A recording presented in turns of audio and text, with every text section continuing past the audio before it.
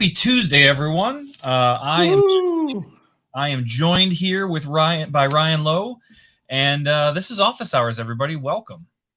Welcome. Exciting. Yeah, it's always exciting. It's so fun that we have people jumping in. They have comments. They're already talking, saying hello. I mean, the first 4 comments: YouTube, LinkedIn, Twitch, and then another YouTube. It's amazing to me that people want to tune in to see anything you and I have to say on a daily basis. It's amazing. It is amazing. That is amazing. So welcome to everyone. I see Kevin Evans is here. Startup is here. Haboom is here. A Witters. Welcome, everybody.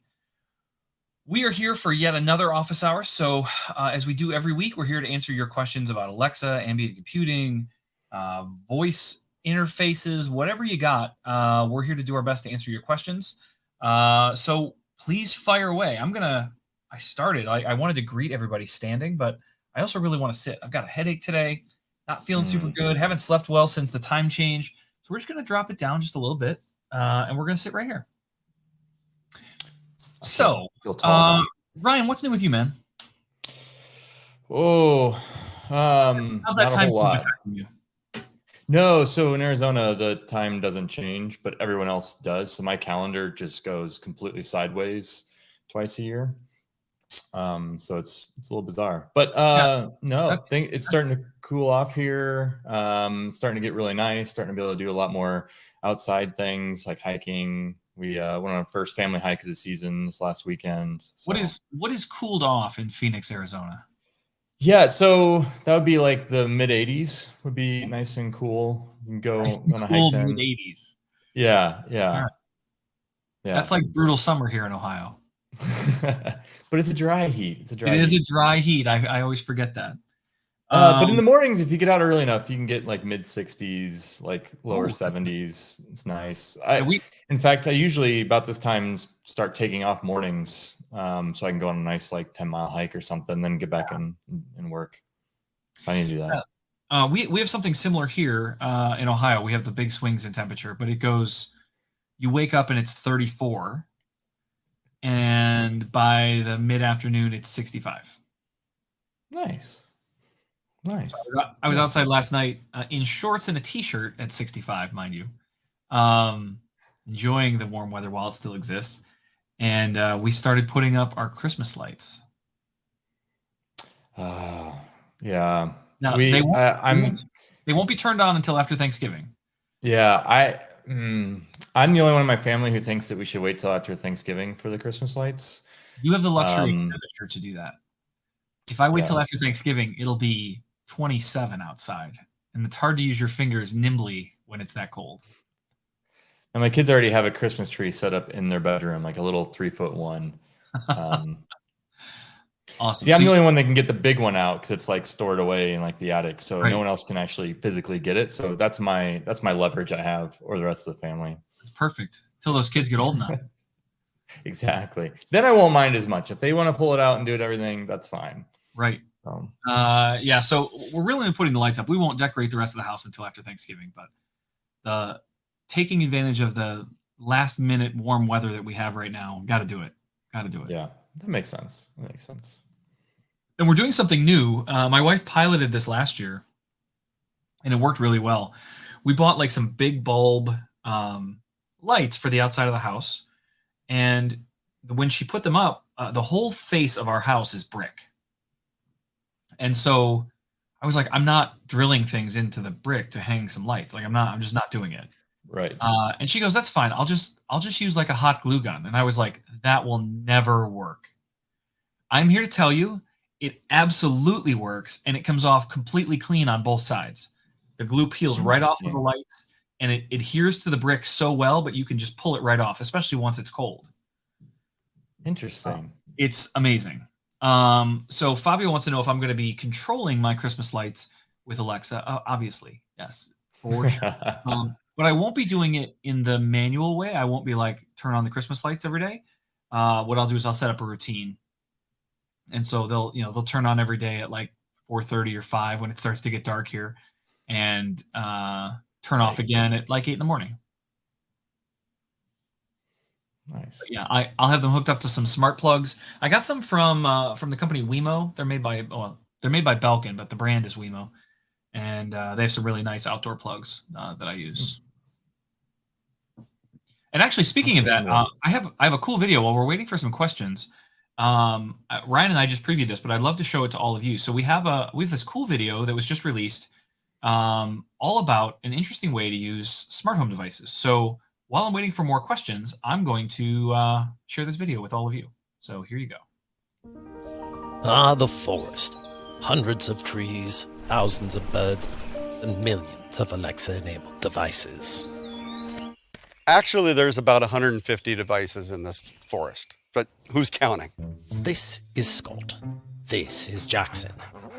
And we are in, well, Scott, what exactly is this place? This is the Emerald Forest and the Emerald Forest Theater. We built this about 3.5 years ago. Everything's connected to Alexa-controlled devices. When we thought about starting to rent out the treehouse as a short-term rental, I had no interest in walking out at 7:30 in the morning saying, "Here's your breakfast." So I hooked up a cable and played with about 37 different configurations. Finally got it down. Care to demonstrate? Alexa, zipline breakfast. So, you want breakfast? Done.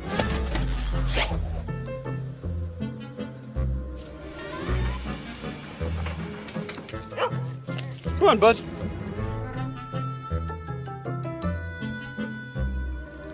Here you go, bud. Any other tricks up your sleeve? Okay. I've got Alexa-enabled ceiling fan, space heater, lights that dim, lights that change color. Alexa, turn on pond waterfall. Alexa, turn on hot tub jets. The treehouse is booked pretty much every night. When guests see what I can do with my voice and the different commands, they say, "Why can't we do this in our house?" Alexa, turn off lights. I tell them it's actually easier than you think it is. Well, Scott, any final words? Alexa, turn on the magic. It is absolute joy and pleasure trying to make something that I'm proud of and something that I would want to experience. Nothing makes my heart warmer than having people come in and experience this in a way that is meaningful to them. Never gets old. That is some good stuff. I just think that's such a well-made video, and it's such an interesting concept. I talked to my wife actually yesterday about how she could start ziplining me breakfast, and she said no. Good luck with that. Good luck. All right. So someone asked if I could share a link to the outdoor smart plugs that I use. I'm dropping that in the chat right now. Awesome. Let's see, wait, a few other people chime in here. I have it on my teleprompter, and sometimes these questions can be hard to read if I sit down. Nice. I hadn't seen those outdoor ones. I've seen the indoor ones, but not that. Yeah, they're nice. There's also there's another brand, Casa. Yeah, I have one of these also. Oh, these are a lot cheaper. Never mind. I have these Casa ones also, and they're great, but these are a third the price of the Wemo ones. Never mind. Don't get the Wemo ones. Get these. $15.99.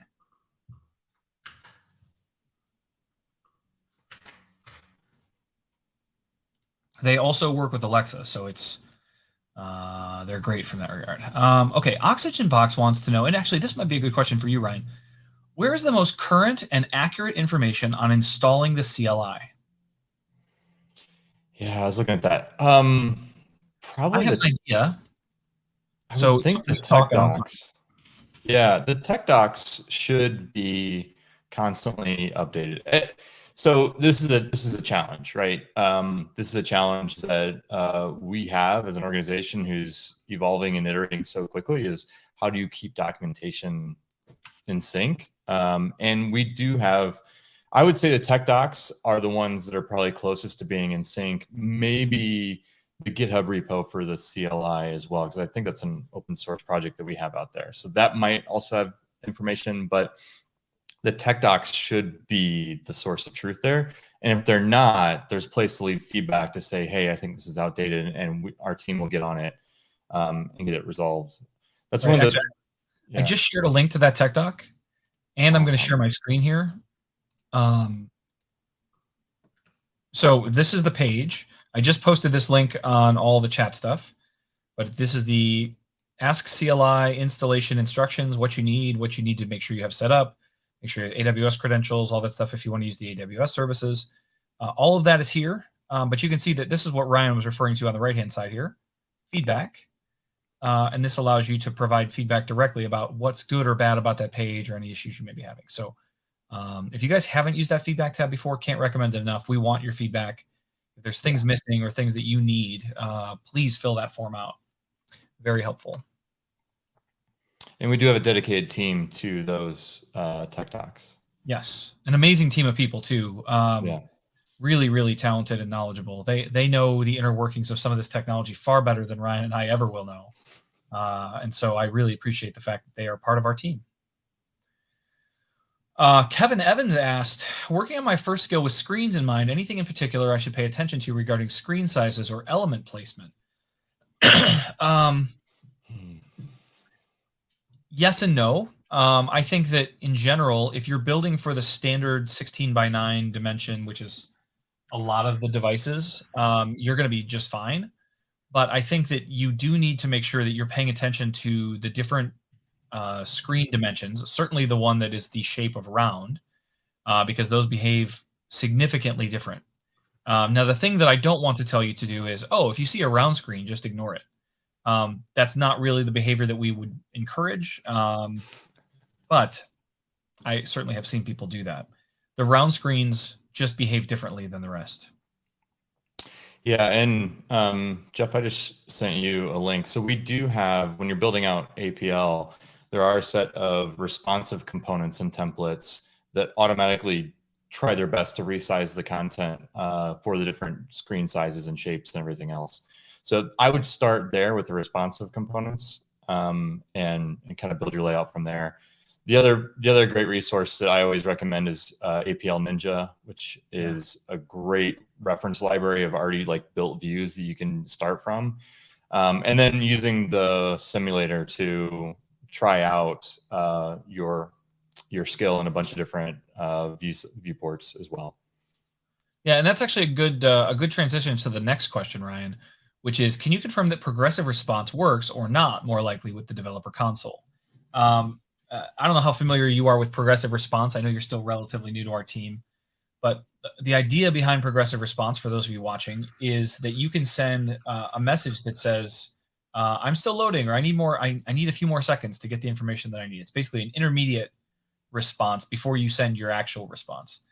And I don't know this for sure, but I suspect, based on my experience, that progressive response does not work in the developer console in the same way that reprompts don't work in the developer console, because it's not a real device, and it will wait an infinitely long amount of time for you to reply.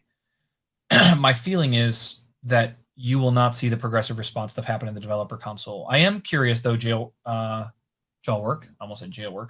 Jawwork, is it working on your devices? That would be something that I'd like to confirm, because if you're seeing it on the device, work fine, but you're not seeing it in the developer console, that may also be your issue. All right, so Startup says they have an Echo Flex and Amazon Smart Plug. The Amazon Smart Plugs are good. They're just not good for outside. And if I was plugging all my lights in inside, then that would be perfect. Our Christmas tree and all that stuff will be plugged into an Alexa Smart Plug, Amazon Smart Plug. But for outside, you need something that is weather safe.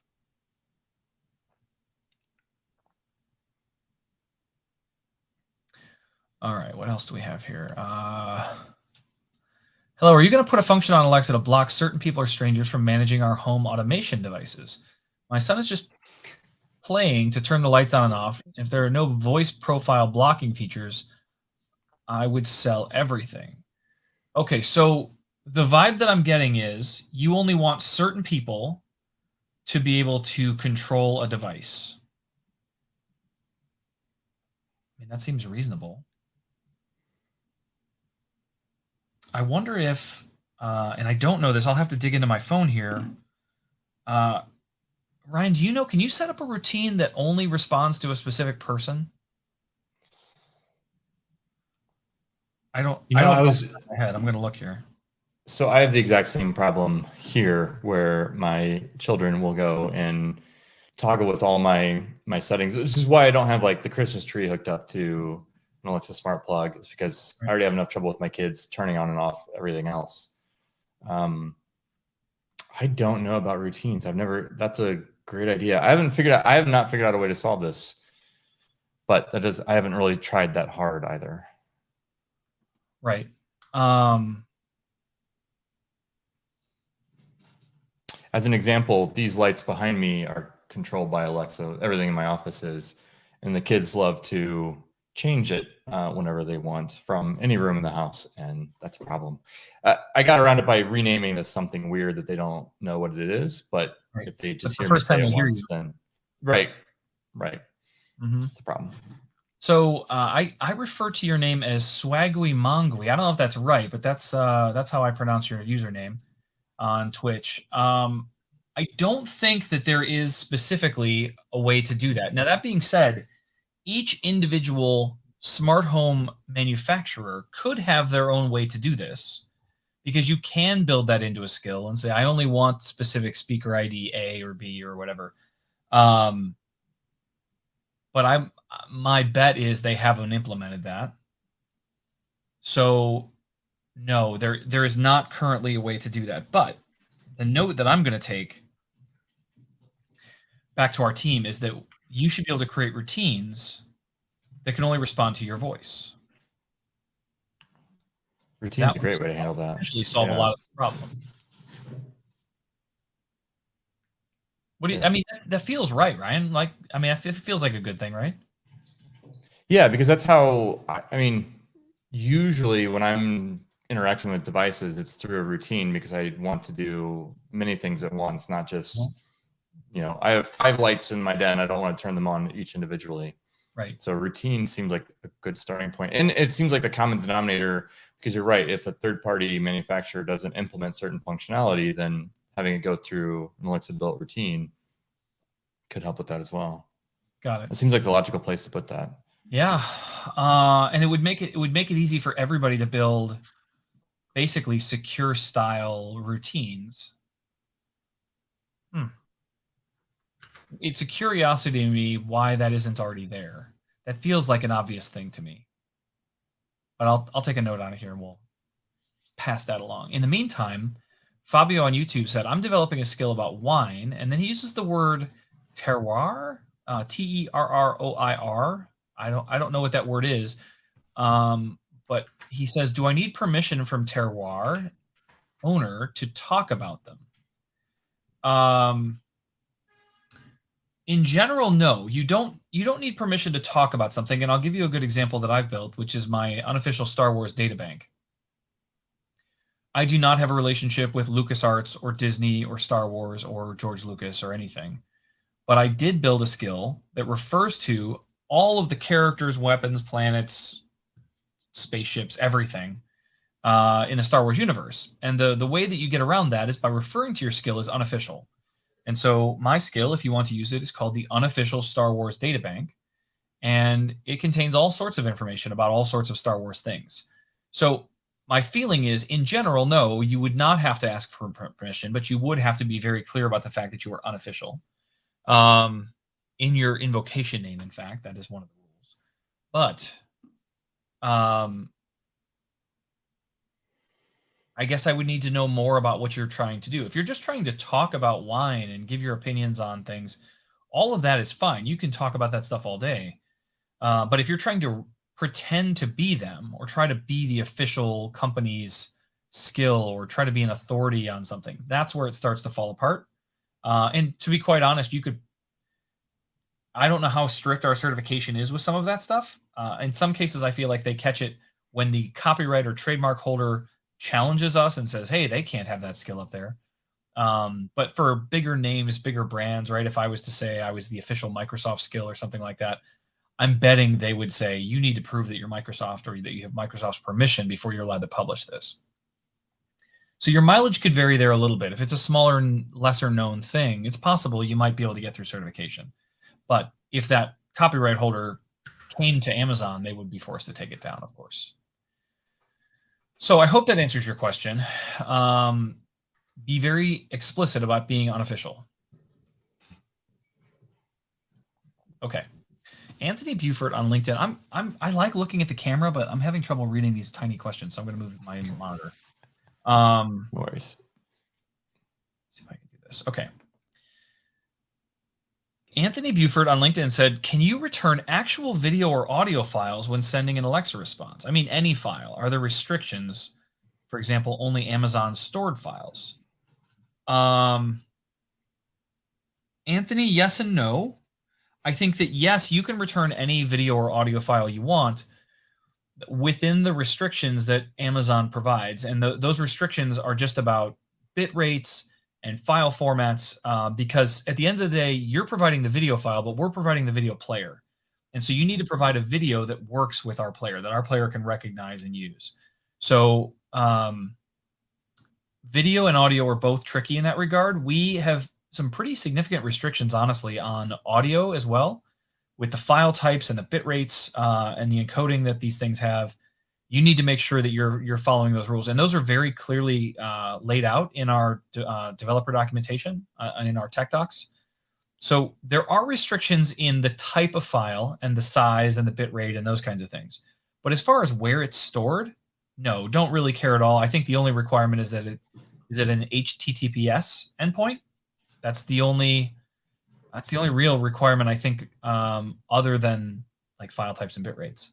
So you can put it anywhere you'd like, as long as it's a secure endpoint, and as long as you follow our bitrate encoding rules. I think that would. Yeah. I think that's it. I think that's all.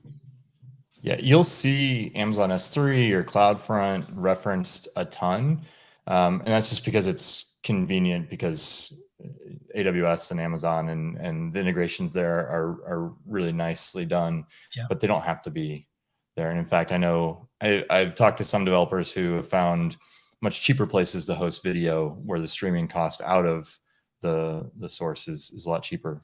So sure. I think it just depends on what your requirements are and where you want to host it. But I mean, he specifically called out in a sentence, I mean any file. I mean, that feels too broad. There certainly are restrictions, but I don't think that they're overbearing, if that's fair. We support a number of different video formats. We support, I mean, you can host it anywhere in the world you'd like.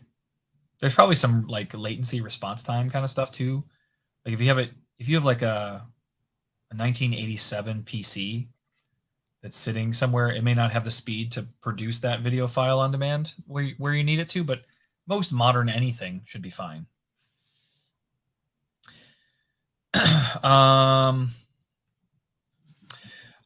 A. Witters and Fabio have said that terroir is a French term, I guess that part, and describes the growing environment of the grape's soil type location. That all seems like it would be totally fine. Again, as long as you're not infringing on copyrights or trademarks, you can talk about whatever you'd like. I don't think you're going to have any issue there. Miguel Costa says, doesn't Alexa integrate with Amazon Household? Doesn't that solve the user permissions question? Yes, Miguel, it does. I think the challenge is that a lot of these devices don't take that into consideration.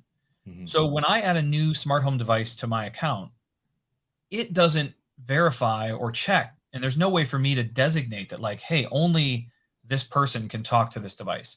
So because that mechanism doesn't exist there, that's why this is a problem. Even though there is a household, there are voice profiles, all of that. If those things haven't been implemented by the skill hardware developers themselves and the skill that they use to interact with it, then there's no good way to do that. That's why I'm leaning into routines, because that's something that we could create that would allow you to then put that in front of your devices. But based on my initial exploration into the app, that doesn't seem to exist. So we're gonna have to talk with our team about what it would even take to make something like that happen. Swagui says, it would be nice if Alexa uses voice profiles to block access to certain home automation devices because Google already does it. Totally agree. Totally agree. I'm surprised it's not there too. So that's why I'll talk to some folks and we'll see what we can do.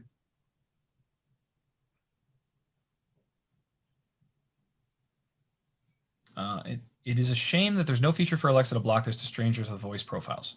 Couldn't agree more. I actually, one of the biggest concerns I had was when I hooked up my garage door controller. I was very concerned that if somebody stood at like the back door of my kitchen and yelled through the glass, could they say, Alexa, open the garage? I just opened someone's garage, sorry.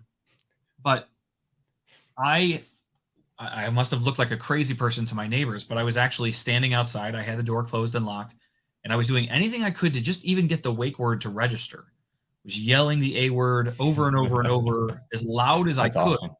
Through the cracks, everything, because I needed to assure my wife that like people weren't going to be able to just open our house whenever they felt like it, if this was going to be a real thing. And I will tell you that having this garage door controller has been a godsend. The number of times that we've been on vacation and had a package arrive early, and so my neighbor's like, hey, you have a package on your porch. Do you want me to get it? And I was like, yeah, actually, I'll open the garage for you. And so from like North Carolina, I hit a button on my phone and boom, my garage opens. It's an amazingly powerful tool to be able to do those kinds of things. And it's also when I'm not home and my kids want to get in, I don't have to worry about them having keys or any of that kind of stuff. They have the app on their phone too, so they can just open the garage and walk right in. So this is one of those things I talk about all the time. The utility outweighed my security concerns, but I still needed to make sure that someone wasn't going to be able to just yell at my house and get in. That would be terrible. Oh, Ryan, can I, we haven't talked about your chicken coop at all, but Not in a while. Can I share the joke that I shared with you yesterday? If you must. So this joke only came up because Ryan has this fantastically smart home enabled chicken coop where you can monitor temperatures and stuff, has cameras in there, or you have cameras coming, right? You don't have cameras yet? I need to get out there and do it. Yeah. It's coming. And so the joke goes like this. I shouldn't even tell you it's a joke. Why do chicken coops only have 2 doors? And then Ryan was like, why? Like I could feel his eyes rolling as I asked the question. And the answer is because if they had 4 doors, they'd be a chicken sedan. And you guys can enjoy that joke for as much as you possibly can. It's a good one. It's a good one. Yeah, it made me laugh. So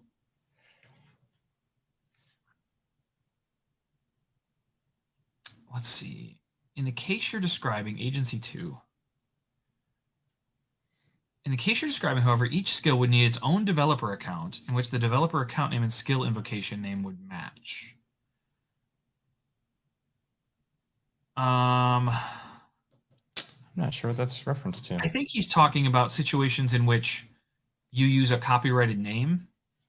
I don't know about the developer account name, but you can produce documentation that demonstrates that you have permission to use a name. Oxygen Box says that was a pretty paltry attempt at humor. Oh man! See, that's a joke. That's funny. So, come on, chicken sedan, chicken coop. I love it. I think it's great. Someone else said foul joke. Man, this is gonna go. But anyway, let's not turn this hour of technical Q&A into something puntastic, but we're on our way. I think that's what he was referring to. If let's say I wanted to build the official Disney Frozen skill, as long as I have a letter from Disney on their letterhead that clearly and explicitly states that I have permission to use that IP, something they're never going to give me, but if somehow they were willing to give me that letter should suffice as something that I can provide as part of my certification instructions to say, hey, I have permission to use this. You may even get failed the first time because they may not believe you, or they need to follow up, or maybe they need to contact somebody. I don't think they're going to go as far as like calling Disney and saying, does Jeff really have permission to do this? But I don't think that your developer account has to reflect that copyright or trademark. But if the skill name includes it and doesn't include something like unofficial, you're going to need that very explicit, obvious permission that doesn't look like a forgery. Let's see. Startup says we should have one-time passwords for getting permission. There is so much interesting API work that can be done in this world to make a lot of those things cooler and easier, but we're a long way from that world, unfortunately. All right, we have gotten to the end of the list. So Agui Mangui wants me to hurry up and get that feature built immediately for the voice-enabled routines. Yeah, you should. Yeah, well, the person we should start with is Andy. We should have Andy escalate this one. But I guess routines are broader than smart home and smart devices. But I'm struggling to think of who I go to inside the company. We'll figure it out. We'll talk to some people. I'll send an email, but this is one of those ones that I don't know where to start with this one.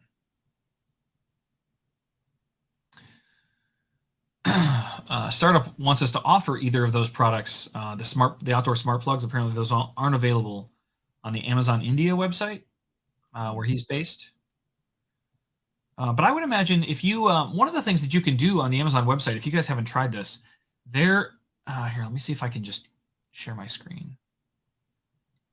We'll do this here real quick. Let me get to where's StreamYard.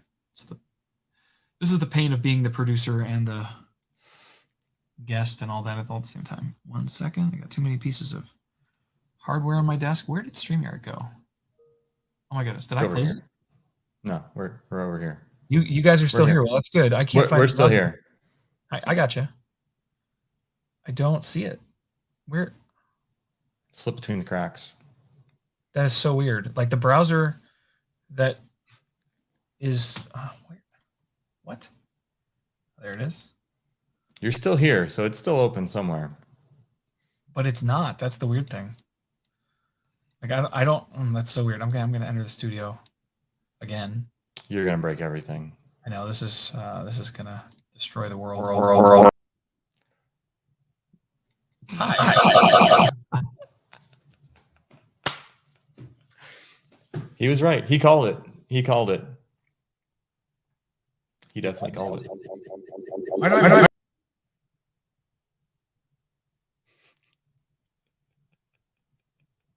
Oh my goodness. He destroyed the internet. Yes, he certainly did. It's the Ryan Show. All right, now that he's gone, we can have a real conversation. No, just kidding. Yeah, Jeff, you can hear me, maybe just like shut down your whole browser completely and then start a new session. That might be a good idea. Similar to Startup Sanatana. Log off and log back on. How about this? Hey, you're back. Nice. Yeah, that was something. I don't know what just happened there, but that was very bizarre. Your audio is now like, is your mic in a different room? Like you sound. Oh, yeah, I probably chose a different microphone. Let me fix that. Audio.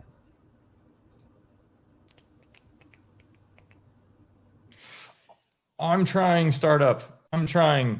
How about this? Sanatana. Startup Sanatana. I'll practice startup. That's why I say startup, because Sanatana is hard to say. Can you hear me now? Yes. Audio's good? Much better. Yes. Okay. Ooh, I was also going to say, when you shared your screen earlier, you didn't get all crackly. So I was wondering if you solved that problem as well. Oh, I have not solved that problem yet. No. Oh. Let's try this and this. Oh, I hear crackles. Yeah, there's still crackles. So one of the things that, if you guys don't know this, if I do outdoor smart plug, you guys can see my screen, right? Yeah. Okay. So if I do outdoor smart plug, again, I'm on Amazon US, but I would imagine you can still do this in India. Down here at the bottom, for most products, there is a Works with Alexa box. And this is for searching for almost anything. But if you click Works with Alexa, you will then end up with a bunch of outdoor smart plugs that do work with Alexa, and we've already certified them. That's what this Amazon certified piece down here is.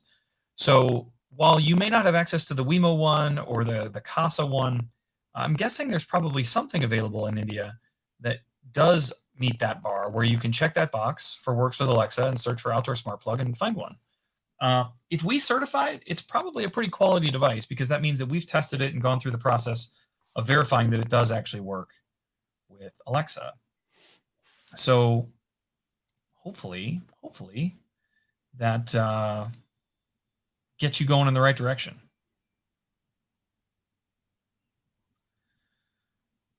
Gavin Watson said, "This is funnier than tech questions." I didn't enjoy having a browser disappear but stay connected. That was weird. Okay. Mehmet on YouTube says, "Hi, can we integrate every computer part with Alexa? Not a help bot, but it is becoming the computer accessing all the hardware itself." I'm not clear on what you're asking here. Ryan, what's your interpretation of this question? I'm wondering if this has to do with like creating an Alexa device, which You did. I forgot to mute one of my devices. Creating one of those devices, which does go on to a computer, but then being able to put any sort of computer component on top of that, and then using her to then control everything, which you certainly could. You could certainly create any sort of device, as long as it connected. Lots of different devices you can put the runtime on and be able to control it, and then work with it. I'm struggling to say the A word. I'm going to shut off my device. I do wonder though, if you wouldn't have to have some custom. I suppose it depends on the hardware, but you potentially need custom access to the driver software, like the stuff that communicates with each individual piece of this hardware. You would need a controller of some kind running locally on the device that you can control from Alexa, from the cloud, and send signals into to say, hey, turn on this light, or hey, do this thing, or hey, do whatever. It feels like there's some custom onboard hardware. Yeah. Something that would need to run. I'm not saying it would be easy, No. but you could. So the question is, can we? That is a yes/no question. I suppose the answer is yes, but it could be very difficult. It's just there'd be a lot of work and customization and stuff. Startup says they do not have the Works with Alexa dropdown or checkbox. That's unfortunate. That's sad. I mean, we sell Alexa there. It seems that we would sell Alexa devices there, even if it's from a limited set of distributors and manufacturers. I don't know the right answer to that one. Take that as another note here. Yeah, you can always search Alexa outdoor plug. You may get uncertified results. Right. That's the problem. Okay, we need routines with voice security. Tana. Need Man, I gotta practice that. Works with Alexa. Filter on. Those are my two big ones for now. And we are caught up. We still have 20 minutes left, so if you guys have other questions, happy to answer them. In the meantime, I have a meeting later today, just as a bit of news for all of you, that I'm going to be revisiting the casino. We've talked a lot about the casino and the skill that I've built in partial ways, but I've convinced myself that I need to revisit that. I think it's a fun idea. I think it's a thing that people would enjoy playing. And I need to get it to a point where it's actually done. So I'm actually meeting with one of our teammates. Her name's Allison Atwell. She's a voice designer, voice interface designer. And so I'm going to sit and talk with her a little later today, probably in about 2 hours. We're going to talk about what it should look like, what it should sound like to talk to a casino. So I'm going to get some ideas from her, and then we're going to put some momentum behind this, and we're going to get back to building the Chatsino. So I don't know when I'll have the time to do it live on stream, but we're going to find some time somewhere, somehow, because I want to make it happen. I want it to be real. Have you had a chance to play it at all, Ryan?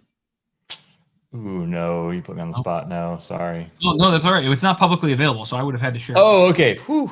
All right. No problem at all. But if we go way back, if we go back to like a year ago today, during office hours, during these live streams, the casino was available, and so you could play it not only with your voice, but also in the Twitch chat.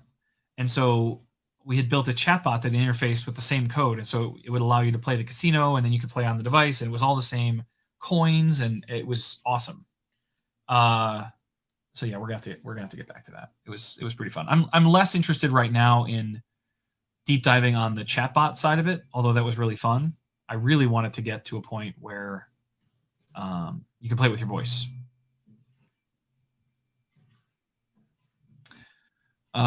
Could you include the option to choose how long a timer rings after it rings? I think what Swaggy is saying here is, like, I want to have an alarm go off or a timer or something, and I want the timer to ring for a specific amount of time. I think he's talking about a built-in timer, but we can set timers directly from our skills too. What I don't know is if you get it. Let's look it up. I don't know if you get an option to say how long the timer should play. So Alexa, skills timer. Let's see what I can find here really quickly in the docs.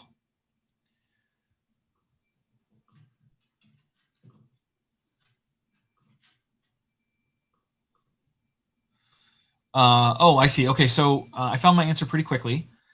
He wants to know if you can include an option to choose how long a timer rings. By default, there are only two ways to make the timer alarm stop playing.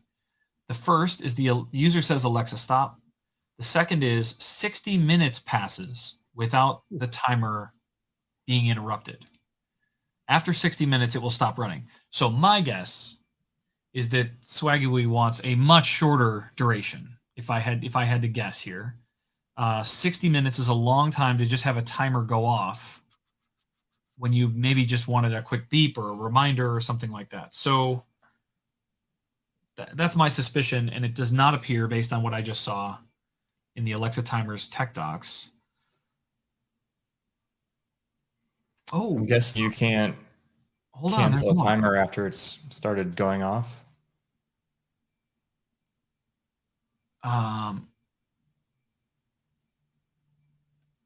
Yeah, it doesn't look like there's a way to set a duration for how long it'll ring. It's just going to ring for an hour or until it's stopped, which I suppose is good, right? I mean, if we're really talking about a timer where I said, like, hey, make sure I leave in 15 minutes, it'll set a 15-minute timer. And after those 15 minutes, I wouldn't want it to beep once or twice or even for like 30 seconds. Because if I was out of the room and I didn't hear it go off, when I come back in the room, I'm like, oh my gosh, the alarm's going off. I need to go. I feel like they probably made a good decision on the 60 minutes. Because if you're setting a timer and there's no one around to stop it for 60 minutes, who cares? Who cares that it went off for 60 minutes? Except maybe if you live in a small apartment and your next door neighbor. But I feel like, in general, this feels like the right process. I don't know that I would want a timer ring to go much shorter.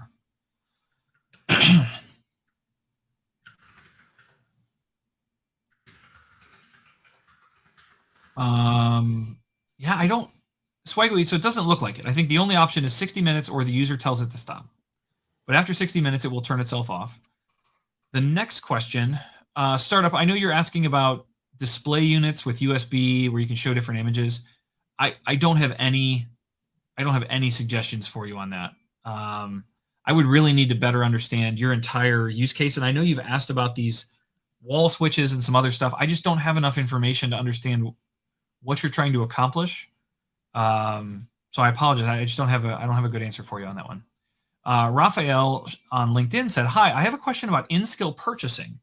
How long can a customer ask for a refund? That's a really great question that I don't know the answer off the top of my head. My inclination is 30 days, but I don't know that's true. That's my guess.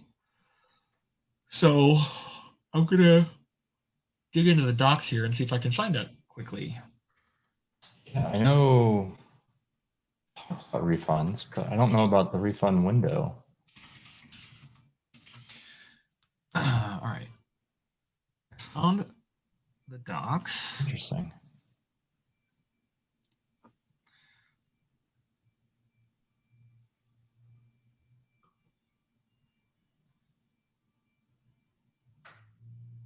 Interesting.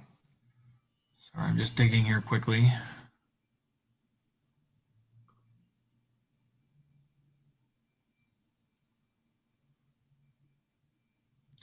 Okay. Digital purchases from Amazon aren't eligible for refunds.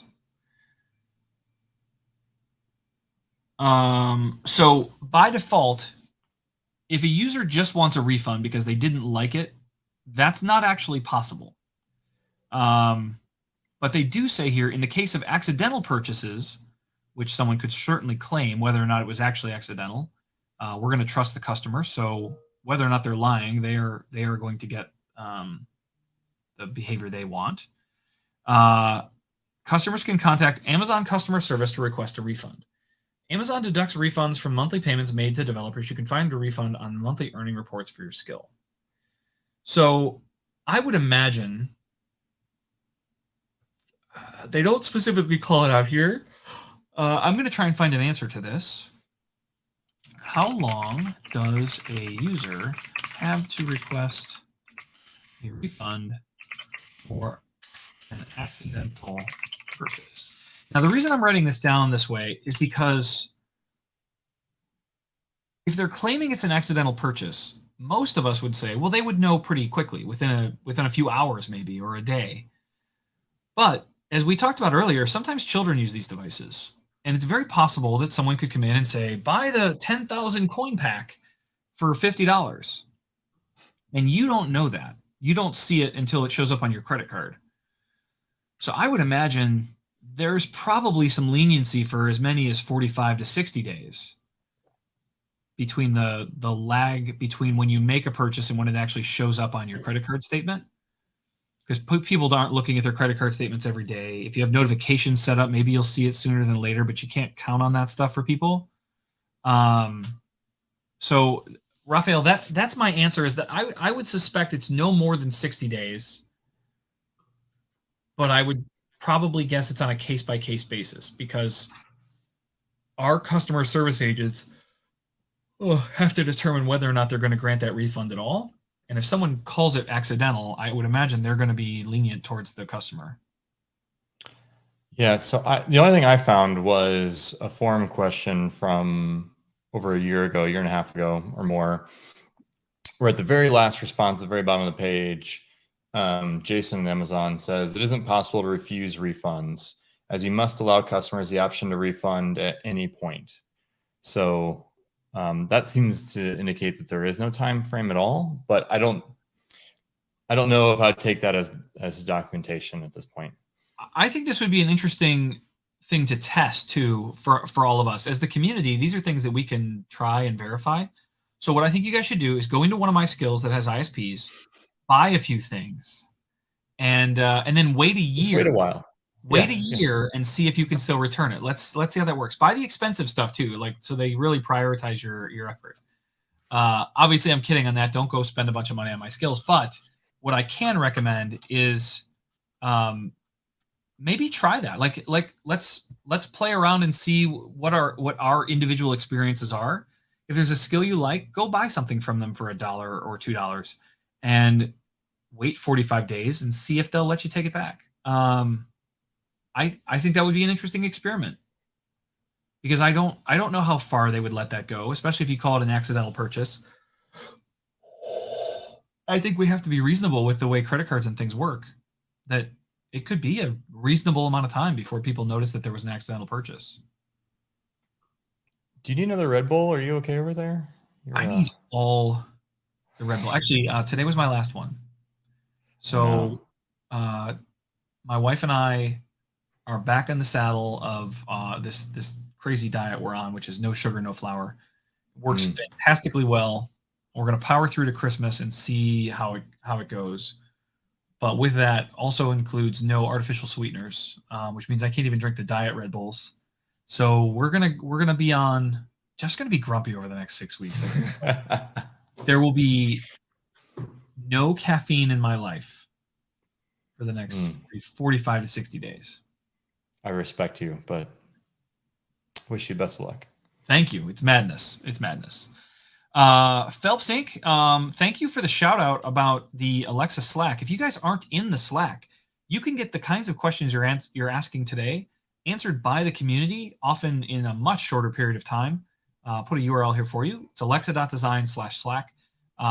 You can jump over there and join in and have a conversation and talk to a lot of the people that are here on office hours, including me and Ryan. So I can't recommend that enough. If you're not already a member, all you have to do is go to that URL and you'll get right in. And you can see all sorts of interesting conversations across a number of channels. You'll also get notifications every time we go live because we have Twitch and YouTube and Twitter and all sorts of stuff in there as well. So check that out. But thank you for the shout out, Phelps Inc. Mehmet has one more question. Is there a chance keyboard input would come for an outside use of Alexa? I have 2 Fire tablets, and in the bus in the library, it becomes difficult to use with speech. Well, Mehmet, I don't know where you're based, but we actually talked about this a little bit last week, I think. And I'll show you guys here on my phone because this is, again, this is the US English-based version of the app. But here on my phone, if it can focus on that, maybe get my face out of the screen. Come on. It's trying. Focus. Focus, please. Oh, man. Just won't do it. Give me the focus. I think Yoda back there is stealing the focus. He is. But I got to cover my face because my camera is designed to look at my face. Oh. That worked. Okay, so you can see up in the top right under my clock, there's a little keyboard icon up there. That keyboard icon in the Alexa app, if I tap it, brings up a chat interface that allows you to talk directly with anything you would normally do with Alexa. So you can talk to your routines, you can open skills, you can ask music to play, all of that kind of stuff can happen right here.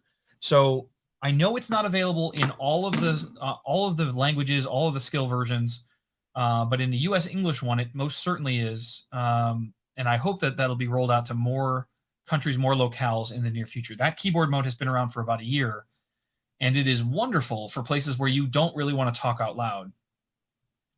So yes, I would recommend that highly. And you should find that in the Alexa app on any of those things. And in addition, I heard that we recently added a lot of this stuff to the Amazon app as well. And so it might be worthwhile to look in your Amazon app in addition to the Alexa app. Okay. Phelpsing says, I was trying to deploy, I think he said he got his question answered. He got past an ISP challenge. So the challenge he was facing was that he could not deploy via the CLI on version 2 because his ISPs were V1. But he got around it because of the Alexa community on Slack. So that's awesome. Nice. And A. Witters says he was the one that helped. It's amazing. This community is unbelievable. So Srinavas Prasad says needs tech support for Alexa along with speech support. I think that I just described in the app should solve that problem for you. Gavin Watson says no coffee. I will give you a hint. The total number of cups of coffee I've had in my entire life is less than 1. Less than 1. Never, ever wanted coffee. Where I don't exist without coffee, so I'm the exact opposite. In fact, Ryan turns into almost like a shriveled, we almost had an emergency where we took apart our coffee grinder to clean it out. And I'm saying we, so I don't put blame on my wife.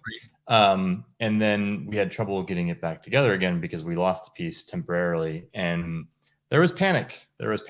So I did end up going to Starbucks that morning, came back, got to work. It was late for about a half hour, but it was worth it. Needed the coffee. That sounds like a rough go. So just to be clear, Gavin and everybody else that thinks I'm somehow magically living off of caffeine or living from caffeine, I love this stuff. This is also going away. But I have pretty consistently had a Red Bull almost every day. Oh, like that's how I start my mornings a lot of times. So yeah, no, there has been a lot of caffeine in my life. But with this diet, which works fantastically well and is good for my health, does not allow those things. It allows caffeine, but I just have to find a way to have it where I'm not having artificial sweeteners or real sugar. That's hard to come by. So like coffee. Like coffee, but I'm not going to drink Or coffee tea? because it's gross. So Tea, maybe what I'm going to do Tea? instead is I take, well, I get bad migraines. And so from time to time, I'll take an Excedrin migraine to get rid of the headache.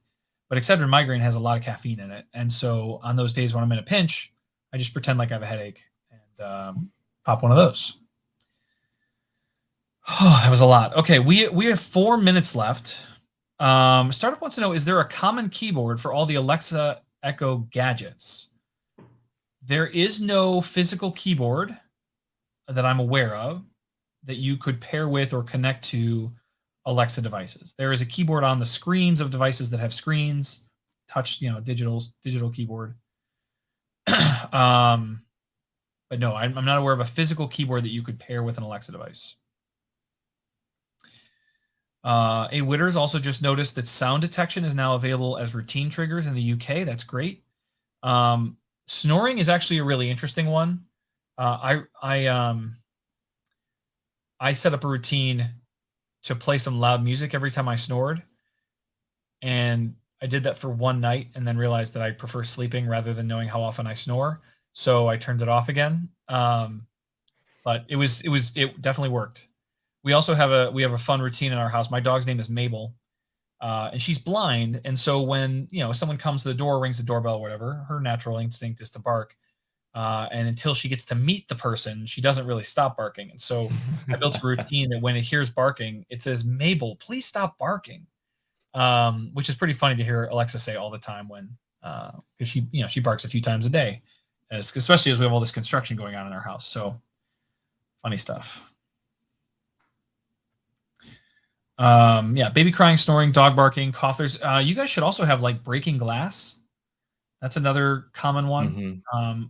I had that one go off. I had it set up from a long time ago, and I don't know if I told you this story, Ryan, but we had my son had a small ceramic bowl filled with mac and cheese for dinner, and he had just set it on our countertop. Well, our cat loves mac and cheese. And so he was up there and he was licking the remnants of the bowl because it hadn't been washed. And he licked it right off the counter onto the floor, and it shattered into like 30 pieces. And the routine set off. It was like, "I hear breaking glass." And I was like, "Oh, I guess that was the bowl." But it worked. Like I was surprised. Yeah, that's kind of cool. So again, if you want to test this for yourself, set up a routine and just start smashing dishes in your kitchen. Right. Perfect. Right. All right, we have gotten to the end of the questions. I want to thank you guys all for the conversation today. If you're not in Slack, please join alexa.design/Slack. We are all there having conversations daily. We're going to start being even more active with surveys and additional stuff for you guys to hear about in there. So definitely worth your while to check it out.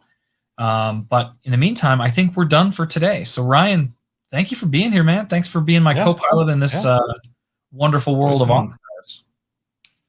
Always fun. Yeah. So with that, we'll call it a day. Take care, everyone, and we'll see you next week. Bye.